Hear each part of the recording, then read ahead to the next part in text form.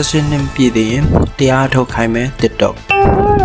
ကလေးတွေ social media ကြောင့်ဘာဖြစ်တယ်ညာဖြစ်တယ်တွေပြောနေလို့ထင်ပါတယ် TikTok ကသူ့ platform သုံးတဲ့16နှစ်အောက်တွေကိုတရားထုတ်နည်းပေးပြီးထိန်းမိုးလုပ်နေပါတယ်မန်တေဟက်ကောင်အောင်ဆိုပြီးတော့ app တင်မှာတင် meditation လမ်းညွှန်ထည့်ပေးပြီးတော့စိတ်ပိုင်းဖွံ့ဖြိုးရေးအားပေးသွားမယ်လို့ဆိုပါတယ်ဆယ်ကျော်သက်တွေအတွက် meditation feature ကို TikTok က user တချို့နဲ့စမ်းအောင်ဆံပြီးနေပါပြီ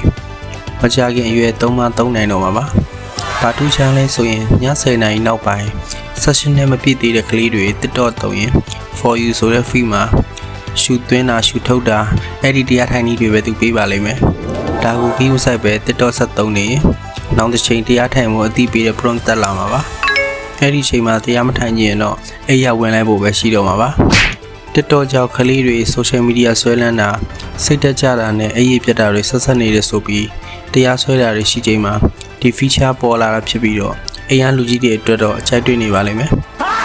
အခုဗီဒီယိုကိုအဆုံးထိကြည့်ပြီးလို့အားလုံးကျေးဇူးတင်ပါတယ်တင်ရောဘယ်လိုထင်ပါလဲ comment ထဲမှာရေးခဲ့ပေးပါအောင်ဗျ